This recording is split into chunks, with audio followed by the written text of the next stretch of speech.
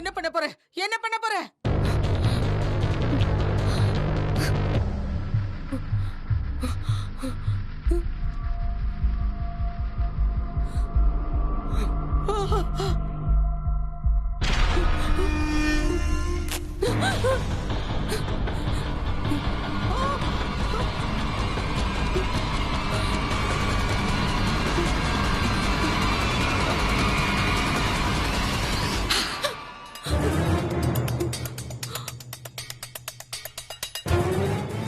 பயம் வருதா?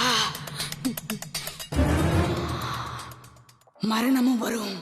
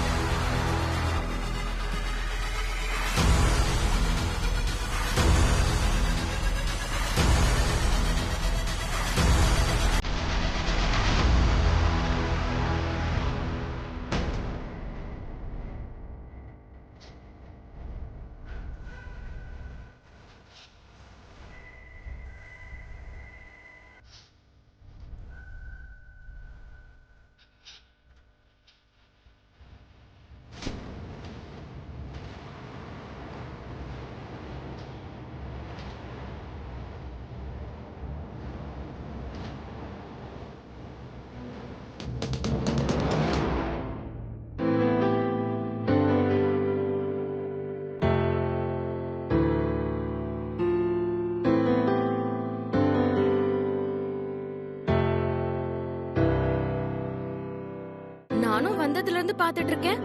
2 பேரும் எதுவும் பேசாம அமைதியா இருக்கீங்க. வழக்கமா பேசாம சாப்பிடுங்கன்னு 100 தடவை சொல்ல வேண்டியிருக்கும். இப்ப என்னடான்னா 2 பேரும் அப்படியே அமைதியா இருக்கீங்க. அம்மா சொன்னதை கேட்டு நடக்கலான்னு முடிவு பண்ணிட்டீங்களா?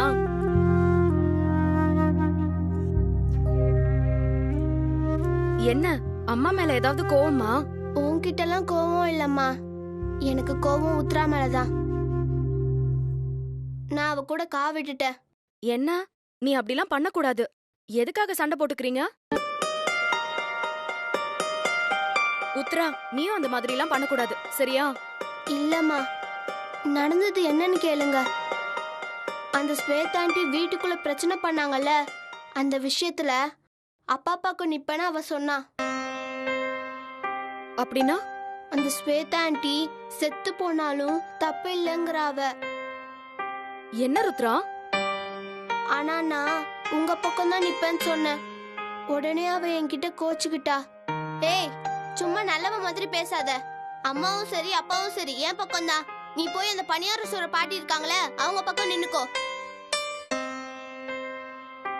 அந்த பாட்டி கூட உன் சொந்த பாட்டி இல்ல, கோயில்ல கடந்த உன்னை தூக்கி வளர்த்திருக்காங்க. ருத்ரா, என்ன பேசுற நீ? அவகிட்ட மன்னிப்பு கேள. அப்படிலாம் பேசக்கூடாது. போமா, என்னால மன்னிப்பெல்லாம் கேட்க முடியாது. இங்க பாரு உத்ரா, முன்னாலதான் இவ்வளவு பெரிய பிரச்சனையும். அன்னைக்கு அப்பா ஸ்வேதா ஆண்டிய சாட்டையால அடிச்சு விரட்ட போனாரு. நீ என்ன சொன்ன? அடிக்க வேண்டாம், அவங்க இங்கே இருக்கட்டும் சொன்னியா? அதுக்கப்புறம் பார்த்தா மறுபடியும் இன்னொரு தடவை பிரச்சனை பண்ணப்போ கிருஷ்ணன் அங்கிளுக்கு அவங்கள கல்யாணம் பண்ணி வைங்கன்னு சொன்ன. அதெல்லாம் கேட்டு கேட்டு அவங்கள இருக்க சொல்லவும் தான் இவ்வளவு பிரச்சனையும். அவங்க சொல்லி கொடுத்ததை வச்சு நீயே குழப்பத்தை உண்டு பண்றியா? இப்ப இங்க வந்து நல்லவ மாதிரி பேசுறியா? இப்ப அப்பாவை கல்யாணம் பண்ணிக்கிறேன்னு அவங்க சொல்றது, வீட்டுக்குள்ள பிரச்சனை பண்றது, இது அத்தனையும் உன்னாலதான். தெரியுமா உனக்கு? அப்படியெல்லாம் இல்ல. அப்படிதான். நீ வேற வீட்டு பொண்ணு, வேற வீட்டு பொண்ணு, வேற வீட்டு பொண்ணு. நீ வேற வீட்டு பொண்ணு, வேற வீட்டு பொண்ணு, வேற வீட்டு பொண்ணு. எங்க அம்மா கையில சாப்பிடுற தகுதி கூட உனக்கு இல்ல.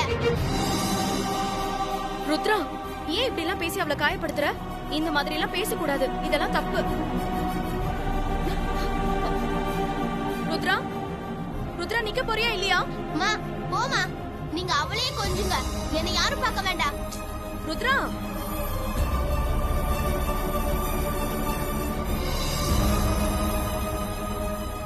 இங்க பாரு ருத்ரா. ருத்ரா சொன்னதெல்லாம் நீ ஒன்னும் நினைச்சுக்காத. அவ கோவத்துல தெரியாம ஏதோ பேசிட்டு போயிட்டா. பரவாயில்லம்மா, அவளும் உங்களுக்காக தான் பேசுறா, நானும் உங்களுக்காக தான் பேசுறேன். நான் அவகிட்ட கோச்சுக்க மாட்டேன். அவ எனக்கு அக்கா தானே. நீங்க அவளுக்கு சாப்பாடு ஊட்டி விடுங்க. சரி, முதல்ல உனக்கு சாப்பாடு போட்டு கொண்டு வந்து கொடுத்துட்டு அதுக்கப்புறமா அவளுக்கு ஊட்டி விடுறேன். ம்.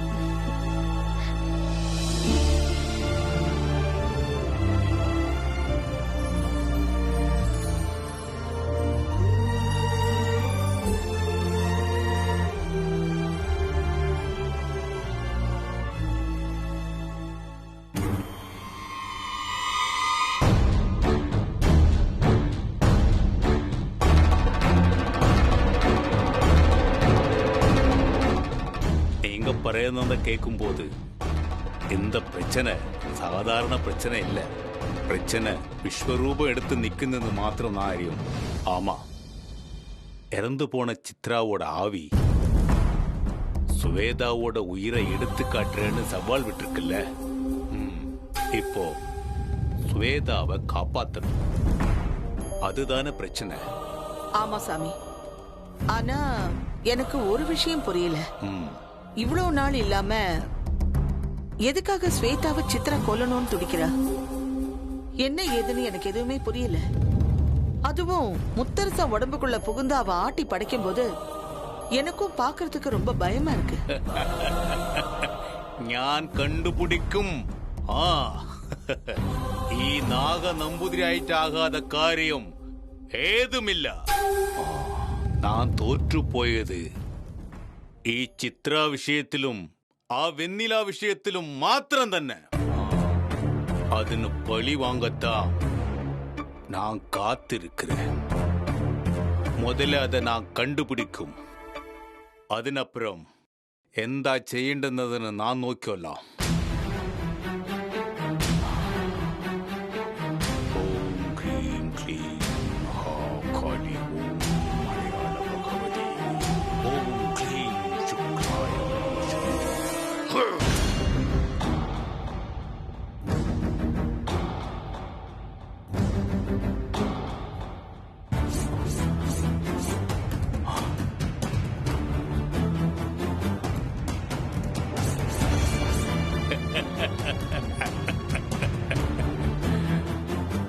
இது തന്നെ നിന്റെ രഹസ്യമാ? ഞാൻ കണ്ടുപിടിച്ച് ஒரு மிகப்பெரிய உண்மை நான் அறிஞ்சு. இப்போ ഈ ചിത്രാவோட ஆவி ഈ பூலோகத்தில் தங்கியிருக்கும் காலம் இன்னும் 15 நாள்ல முடிய போகுது. அதுக்கப்புறம் ഈ சித்ரா ഈ பூலோகத்தில் இருக்கவே முடியாது. என்ன சாமி, ஆவிகளுக்கு கூட ஆயுள் காலம் இருக்கா என்ன? மனித அறிவுக்கு எட்டாத பல விஷயங்கள் இருக்கு.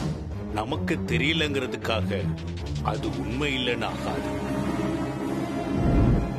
இந்த மாதிரி விஷயங்களை கேள்வி கேட்காம நம்பித்தான் ஆகணும்.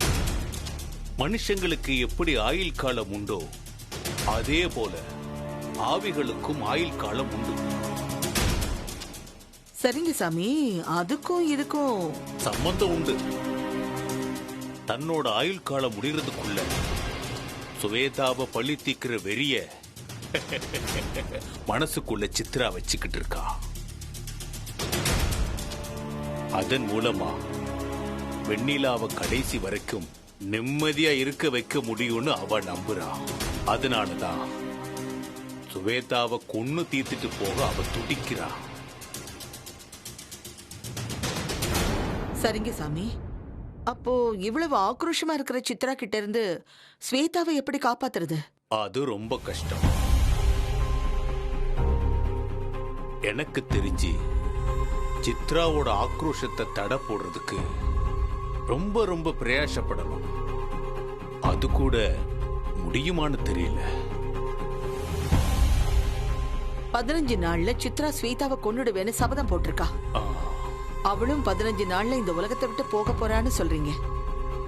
அப்போ ஒண்ணு பண்ணுங்க, சித்ராவோட கண்ணுல இருந்து எப்படியாவது ஸ்வேதாவை ஒரு 15 நாளைக்கு மறைச்சிடுங்க. ஏதாவது அவளை ஒரு கல்லாவோ இல்ல ஒரு கிளியாவோ மாத்தி அவளை தப்பிக்க வச்சிருங்க. அது തന്നെ முடியாது. சுவேதா எந்த ரூபத்துல இருந்தாலும் ஆபத்து தான். ஆ சித்ரா நாம என்ன கஷ்டப்பட்டாலும் சுவேதாவை கண்டுபிடிச்சி கொலை பண்ணாம விட மாட்டான். அந்த வெண்ணிலாவை வாழ வைக்கணுங்கிறதுக்காகத்தானே அவ என்ன கொல்லணும்னு பாக்குறா. நான் சாகணும், அந்த வெண்ணிலா வாழணுமா? என்ன கொன்னுட்டு அவளை வாழ வைக்கணுங்கிற அந்த ஆசை நிறைவேறவே கூடாது. அதுக்கு பதிலா அந்த அந்த வெண்ணிலாவை கொல்லணும். அந்த வெண்ணிலாவோட சாவை பார்த்து சித்ரா பிரம்ம பிடிச்சு அப்படியே காத்தோட காத்தா கரைஞ்சு காணாம போயிடணும். அதை நான் பார்க்கணும். அது உங்களால முடியுமா? இங்க பாருமா, அப்படி நான் பண்ணினாலும் சித்ராவோட ஆவி உன்னை கொன்னுடும். இல்ல, என்னை காப்பாத்திக்கிறதுக்கு ஏதாவது ஒரு வழியை தேடி கண்டுபிடிக்கிறேன். முத்தரச மாமா கூட வாழ்ந்தே ஆகணுங்கிற வெறி இருக்கே, அந்த வெறியை எனக்கு ஒரு அசுர பலத்தை கொடுக்கும். எனக்கு வாழ்வா சாவாங்கிறத நான் பாத்துக்கிறேன். ஆனா வெண்ணிலாவை கொன்னே தீரணும். அதுக்கு மட்டும் ஏதாவது பண்ணுங்க.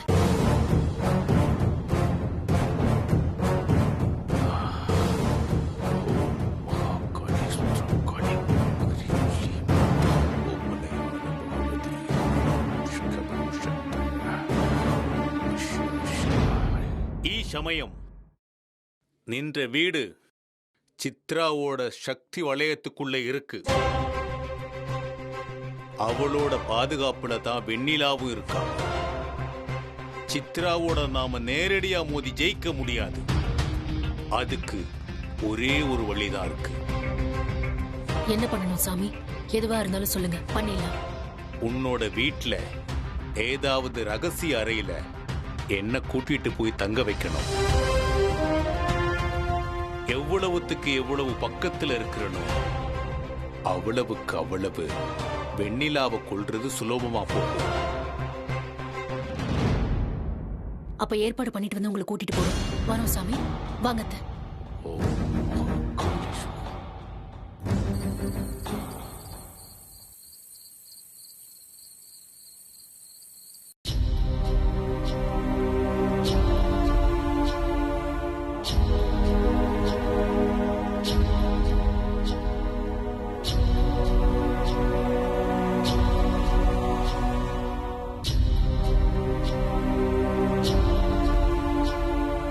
முத்துமாமா,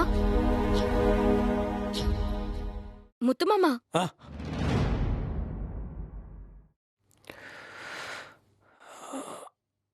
அடிச்சு போட்ட மாதிரி இருக்கு. உடம்பெல்லாம் வலிக்குது. உட்காரு.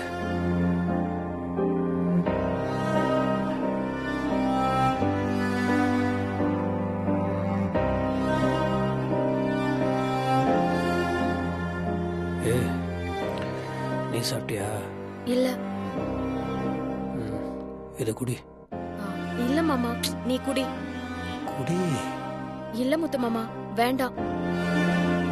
நீ சாப்பிட்டுருக்க மாட்ட. இந்த மாதிரிலாம் பண்ணுவேன்னு எனக்கு தெரியும். இந்தா இங்க வா, இங்க வா, இங்க இந்த குடி. என்ன? ஒன்னும் இல்ல முத்துமாமா. என்ன ஒன்றும் இல்லை? நாளைக்கு வீட்டில் ஏதாவது பூஜையா? விரதம் ஏதாவது இருக்கியா? அதெல்லாம் ஒன்றும் இல்லையே. அப்புறம் இது தொட்டாலே இன்னும் விலகி போகிற. உன்னை சமாதானப்படுத்தனே நான் முயற்சி பண்ணுறேன், புரியுதா?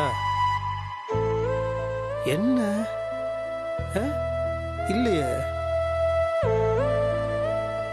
ஏதோ ஒரு மாதிரி நெருடலாவே இருக்க. நீ தப்பா நினைச்சுக்காத முத்துமாமா. சித்ராக்கா உன் உடம்புல இருந்துட்டு இருக்கும் போது நீ என் மேல கை வச்சா எனக்கு சித்ராக்காவே கை வைக்கிற மாதிரி இருக்கு. எனக்கு உன்னை புருஷனா உணர முடியல. மரியாதை தான் அதிகமா வருது. செத்தவங்களோட ஆத்மா சாமிக்கு சமமானதுன்னு சொல்வாங்க. அதான் முத்துமாமா, சித்ராக்கா உன் உடம்புல இருக்கிறப்போ நீ எப்படி என் கூட குடும்பம் நடத்துவ?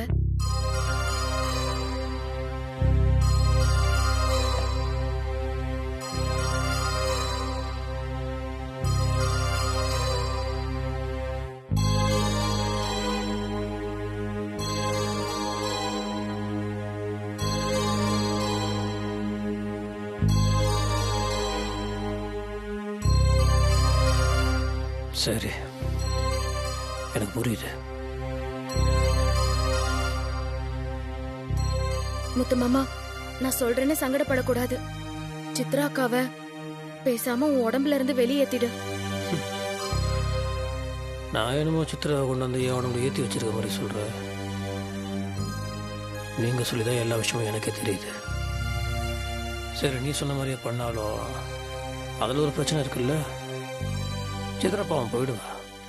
இந்த பிசாசு தாலியை கட்டுன்னு உயிரை வாங்காது. அதுக்காக சித்ராக்காவோட ஆவிய நிரந்தரமா உன் உடம்புல வச்சுக்கிட்டே இருப்பியா? அதுவும் இல்லாம சித்ராக்கா உன் உடம்புல இருந்துகிட்டே ஸ்வேதாக்காவை 15 நாள்ல கொன்னுடுவேன்னு சபதம் போட்டிருக்காங்க. அதுக்கு நான் என்ன பண்ண முடியும்? இங்க பாரு முத்து மாமா, ஸ்வேதாக்கா பண்றது தப்புதான். 1000 தப்பு பண்ணாலும் அவங்கள கொல்றது தப்பு தானே முத்து மாமா? அவங்கள திருத்தி அவங்களுக்கு நல்ல வாழ்க்கை அமைச்சு கொடுக்கலாம் தானே நம்ம கடைசி வரைக்கும் நினைச்சோம். அதானே நம்ம கடமை. அத விட்டுட்டு அவங்கள கொல்றது தப்பு முத்து மாமா. நான் இந்த வீட்ல இருக்கிற வரைக்கும் எந்த உயிரும் இப்படி அநியாயமா போறதுக்கு நான் விட மாட்டேன்.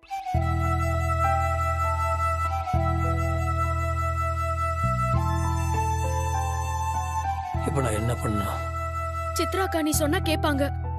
நீ வா, வந்து அக்கா போட்ட முன்னாடி அன்னைக்கு வேண்டுனல அதே மாதிரி இப்பவும் வேண்டு. நீ என் உடம்ப விட்டு போயிடுன்னு சொல்லு. கண்டிப்பா அக்கா உன் உடம்ப விட்டு போயிடுவாங்க. யோசிக்காத, வா முத்து மாமா.